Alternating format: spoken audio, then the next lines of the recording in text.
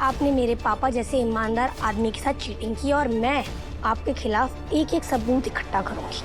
उसके बाद आपको आपके कर्मों की सजा पक्का मिलेगी। और उसके बाद ना मैं तेरे छिलके उतारूंगी। अभी हम दुकान का राम नाम सत्य करके आए ना, लेकिन तेरा राम नाम सत्य तो मैं करूंगी।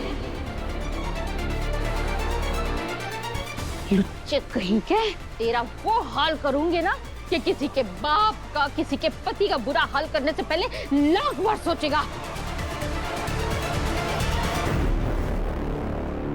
चलिए पापा।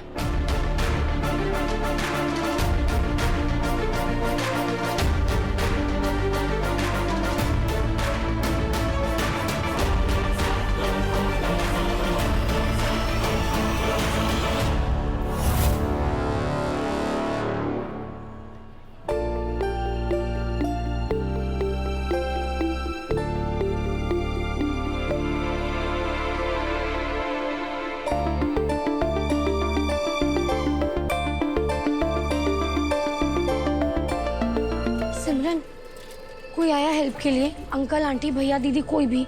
नहीं, कोई भी नहीं आया अभी तक। मैंने 2-3 लोगों से पूछा भी, लेकिन सबने मना कर दिया। सिमरन, अगर ऐसे ही चलता रहा तो हम लोग ऑर्डर कैसे कंप्लीट करेंगे यार? अरे बच्चियों, हौसला मत हारो। तुमने 2 बजे का टाइम लिखा है ना। और हमारी देश की बच्चियों ने हौसला नहीं हारा, इसलिए उन्होंने वर्ल्ड कप जीता। तुम भी जीत जाओगी। और पेशेंट रखो, कोई ना कोई आ ही जाएगा। आंटी, पेशेंट तो मरीज को बोलते हैं, आप शायद धैर्य की बात कर रहे हो, उसे पेशेंस बोलते हैं। हाँ हाँ हाँ। पेशेंस रखने का टाइम भी तो नहीं है ना मम्मी।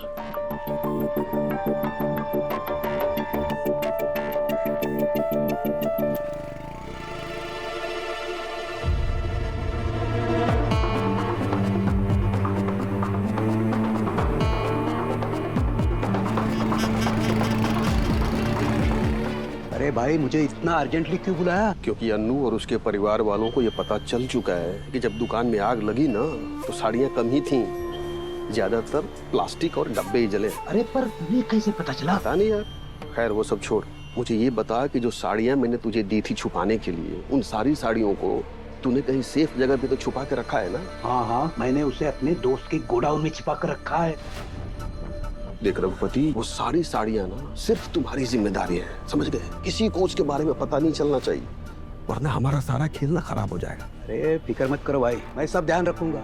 पर तुम्हें मेरा हिस्सा तो याद है ना? अरे वो तो मैं तुम्हें दे चुका ना।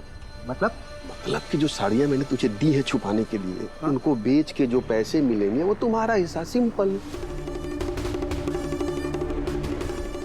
हमारी बात क्या हुई थी? इस मामले में तुम मुझे अच्छे खासे पैसे दोगे। तुम इस तरह से अपनी बात से मुकर नहीं सकते। मैं कुछ भी कर सकता हूँ रघुपति, जैसे कि तू कर रहा है।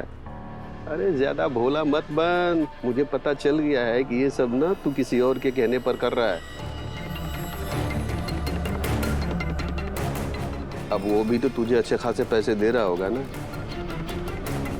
बेटा रघुपति, ऐसा है कि जहाँ तेरी सोच खत्म होती है ना, मैं वहां से सोचना शुरू करता हूँ। इसलिए जो दे रहा हूँ ना, चुपचाप रख लो, उसी में तेरा भला है, क्योंकि ज्यादा लालच बुरी बला है। बाय।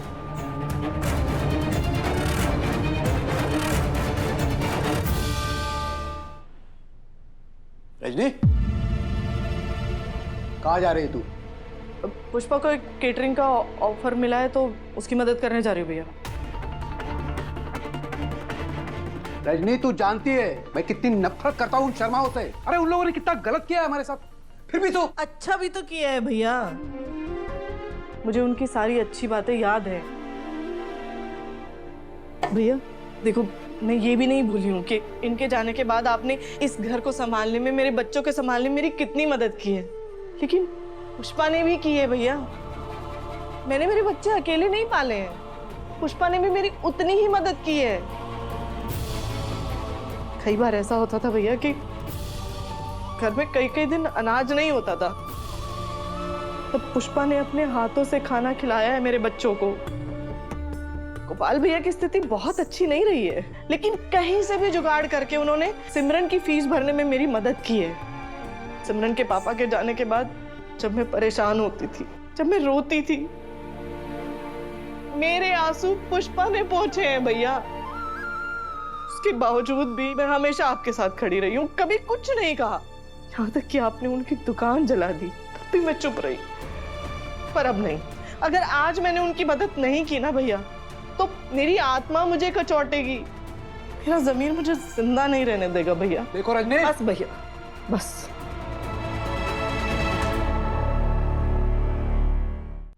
आज आप मुझे ना और समझाना ना डराना, मुझे पता है आप ये किसी न किसी के बहकावे में आके कर रहे हैं, लेकिन अभी सब और नहीं करूंगी। रजनी सुनो, इस बार पूरा मोहल्ला तो क्या, भगवान भी आके इस गोपाल के साथ खड़े हो जाए ना, नहीं बचा पाएंगे उसे। अरे जितना जलील किया है ना इन शर्माओं ने मुझे, उससे भी कई ज्यादा जलील करके छोड़ूंगा मैं इन्हें।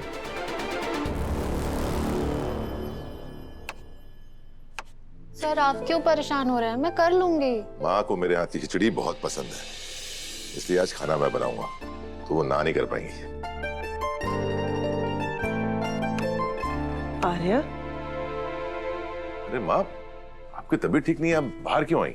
बस अंदर घुटन सी महसूस हो रही थी।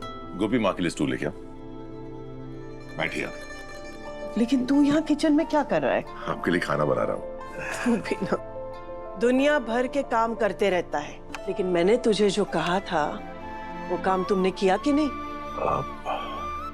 कौन सा काम? मैंने तुम्हें कहा था ना, अंगूठी दे देना।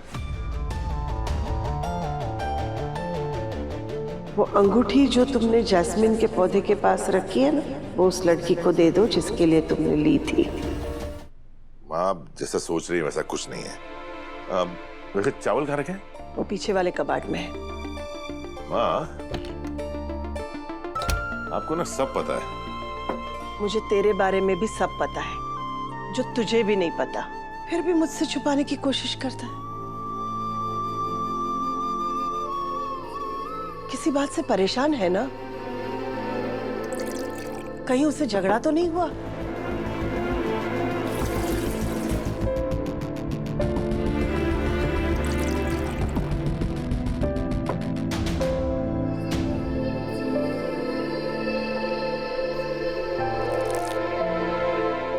तू तो बताएगा नहीं, लेकिन मैं तुझे कुछ बताना चाहती हूँ। जब खिचड़ी के अंदर ज्यादा पानी डाल दिया जाए तो पता है क्या होता है?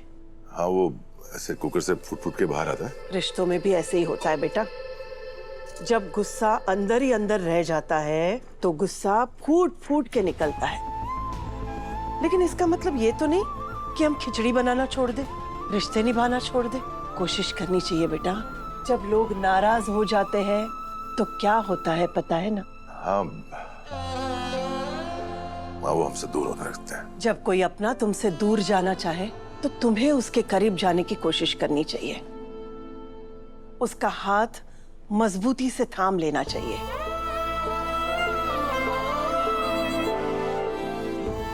वैसे तो रिश्ते निभाने की जिम्मेदारी दो लोगों की होती है, लेकिन कभी कभी वो जिम्मेदारी किसी एक पे आ जाती है, और अगर वो भी जिम्मेदारी ना निभाए तो रिश्ते टूट जाते हैं। आप सही कह रहे हो माँ, मैं फिर से कोशिश करूंगा, कैसे भी अनु को मना कर रहूंगा और उसकी बेगुनाही साबित करके रहूंगा।